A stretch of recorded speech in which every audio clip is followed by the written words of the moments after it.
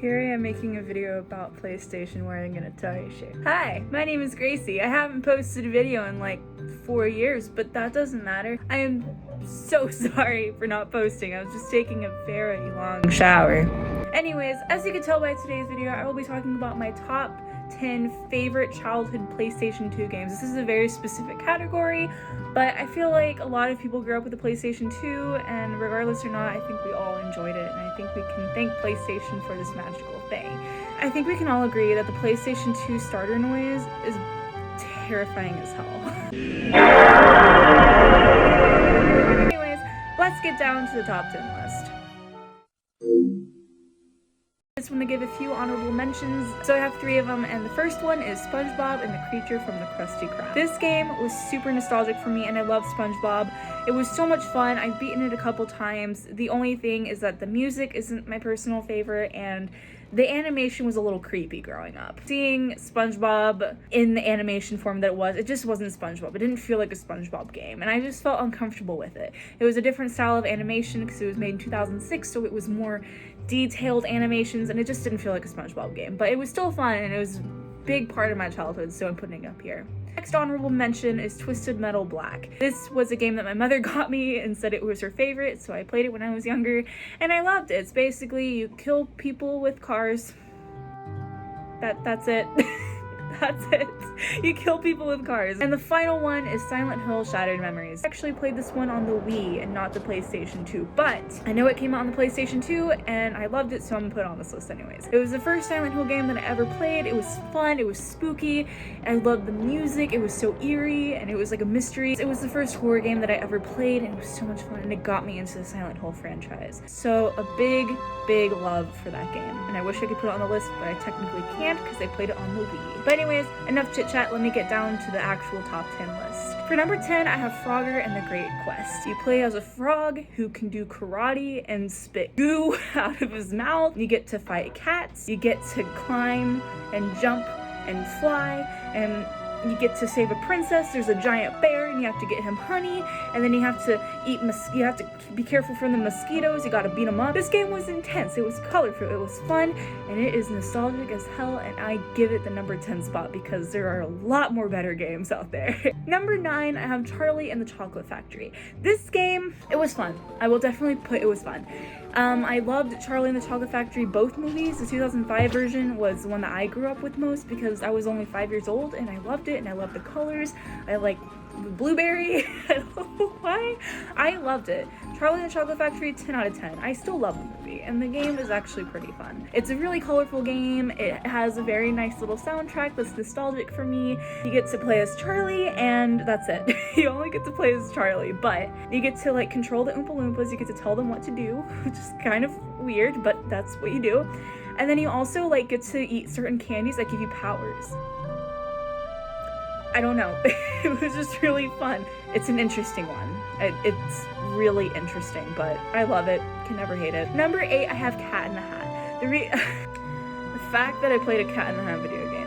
Okay, so let me just hear me out. I love the movie. I don't care how bad it was. That's just how good it was. It was good because it was bad. The humor was terrible, and I loved it. Mike Myers was in it. The humor is adult, but also not. It appeals to everybody. I loved it. I thought it was hilarious, and the game is actually pretty fun. It's a platform game, very similar to Mario, but you get to have an umbrella, and you shoot bubbles out of it, and you get to... I don't even know. I'm just gonna play the clip.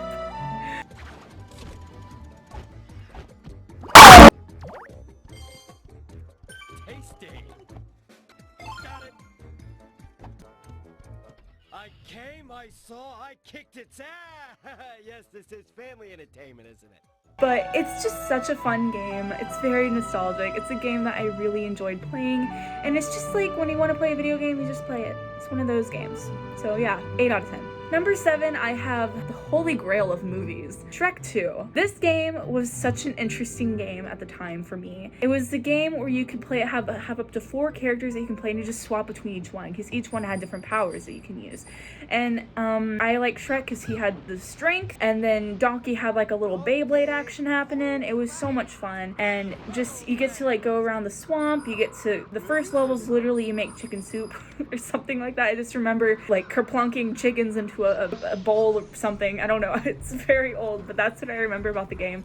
And it was so much fun, and I really enjoyed it. And it was Shrek, and Shrek 2 is a bomb-ass movie, like 10 out of 10. Won an Oscar, like all hail Shrek, you know, that movie, so good. And the game, amazing. Number 6, I give to The Incredibles. This game was actually one of the first games that I ever bought with my own money. I told my mom, I said, Mom, I really want to play The Incredibles. And she's like, okay, buy it yourself. So I bought it. It was fun. I enjoyed it. You get to play as all the kids and the adults, the parents, and you get to like use their powers. But it's not like just like the new Spider-Man where you can just kind of do whatever you want. It's kind of like you have to follow the guidelines, but it's still fun. And with Elastigirl, you can just phew, and then with Incredible, you can go phew, and then like with the kids, you go phew, and then you can go like invisible, that phew. It's fun. It's a very fun game. I enjoyed it a lot, and it was a little difficult for like you know, like a 4-year-old playing. It's not easy, but it's a lot of fun. I really enjoyed it, and I highly recommend it if you haven't played it before. I really recommend all these games if you've never played it before. It's fun. It's really fun. Number 5, I give to SpongeBob and the Curse of the Flying Dutchman. This was one of the first SpongeBob games I ever played. It was, I don't know, it was very interesting compared to like all the other SpongeBob games. I think it's pretty similar to Battle for Bikini Bottom, but it was just older, so the animation's a little bit more different. The voice acting is a little uncomfortable, especially for the narrator. His voice scared me. It is a clue. Gather all the letters that spell your name, and you will have enough clues to find a hidden treasure. I don't know why, I just remember the narrator's voice giving me nightmares for days. But it was a really fun game. It's like, it basically was like a different take on SpongeBob. I don't know, I really can't explain this game other than like SpongeBob was playing fetch with Gary, and Gary collected the Flying Dutchman's treasure instead of a stick, and then SpongeBob got cursed by the Flying Dutchman, and it's just all that stuff. And it's a fun game. Definitely highly recommend checking it out. The next one, number 4, is Spyro Eternal Night. Spyro the Internal, whatever. You know, this was probably the most, I think out of all the Spyro games, this one was the most like, not dark, but the more like deep ones.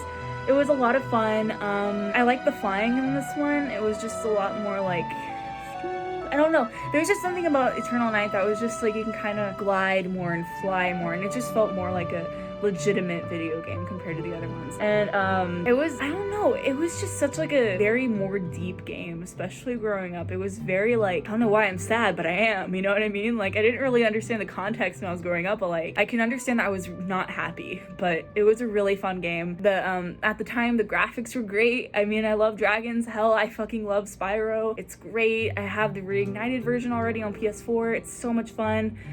They need to reignite this one, you know, do a rework on it. It'd be fun. I'd love it. I'd play it all the time, but Eternal Night was definitely a good one. And number 3, I have Harry Potter and the Chamber of Secrets. Now, I have a PlayStation 1. I did not grow up entirely on PlayStation 1, so I haven't really played the Philosopher's Stone, the Sorcerer's Stone when it first came out, because I was so young at the time. But the first Harry Potter game I ever played was Chamber of Secrets. Let me just say, if a game makes you have to battle a dishwasher for the first battle, it's a good game. Literally, like, you start the game and you're at the Weasley's burrow and you have to defeat a dishwasher, the laundry thing. And I just found it so funny, and it was so fun, just phew, phew, phew. And then of course you gotta also deal with like the car, and then getting crushed by the tree, the Whomping Willow, all that stuff.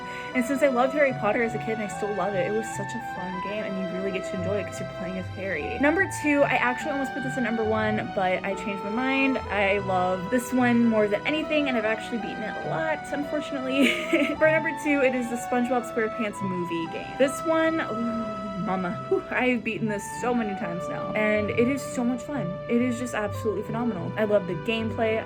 The graphics were aight. They were aight at the time. They were great. It was SpongeBob. It had action. It had humor. It had suspense. It had thrillers. It had romance. Maybe not romance, but you know, they could definitely rework it and then implement. I'm just saying. Nah, but this game was more like amazing. I beat it so many times. I like all the levels. The music is so nostalgic. I literally have every single song memorized, and I still have this game, and I still play it when I'm bored. I will straight up admit that. I love this game so much, and it's just childhood. Every time I think of PlayStation 2, I think of this game, and it is just mind-blowing how amazing and fun it was growing up, and I still love it. It is such like it's easy, well, some parts are easy, and finally my number one spot, and I'm pretty sure if you know me, you know damn well what I'm about to put. It is correct. If you guessed it right, it is Kingdom Hearts 1 and 2. This game, hoo-wee, mama, this is the definition of my childhood. Now everyone's like, the first one came out in like 2002, you weren't born yet. Well, listen here, bitch. I got it when I was older. I played it when I was like 4 or 5 years old. That's when I first got it. I played it. I loved it. I played it with my mom all the time. It is child fucking hood. I can't even begin to describe how grateful and just how in love I am with this franchise. Except for the third. Okay, whatever. We'll get there. But the first game, it was just, the soundtrack is so nostalgic. I still remember playing it with my mom and not beating the Alice in Wonderland levels. So we went to Hastings. If you know Hastings, you're an OG. So we went to Hastings and we got a little cheat book and we had to look up how to beat the boss from Alice in Wonderland because we could not figure it out for days. And then I just remember letting our family friend borrow the game and they never gave it back, but it's fine. It's fine. But I think I'm just so incredibly grateful and just, oh my god, that PlayStation remastered it for the PlayStation 3 and the PlayStation 4. I now own every single Kingdom Hearts game except for the DS ones. I'm not fond of, I just like the classics. The Kingdom Hearts 1 and 2. Yeah. Those are the ones that I really, really enjoyed. And Kingdom Hearts 2, it had an even better soundtrack. You get to play as Roxas at first, and then you finally get to Sora Awakens, and you get to play Sora again, and then it has Mulan and Tron and all this stuff, and it's just, oh my god, it is just childhood max. And I absolutely love the soundtrack. I literally own my own Keyblade. I love Kingdom Hearts. And I cannot thank PlayStation enough for creating such a masterpiece. And I know people are very iffy with the game. I love it. It is such a nostalgic, amazing childhood game. And I cannot thank PlayStation enough for this game. But yeah, those are my top 10. I really hope you guys enjoyed this video. It was an interesting one to come back to since I haven't posted a video in forever. I also recorded with my phone, so hopefully this is good quality. I really hope you guys enjoyed it. Please give me feedback so I know if you guys like this content or not. But I don't know when I'll be posting again, but I do know I am a streamer. I will put my links down below if you're interested on Twitch.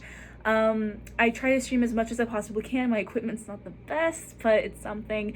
I really hope you guys have a great day, night, whatever time it is in the world, and have a good one, guys, and take care. Bye-bye.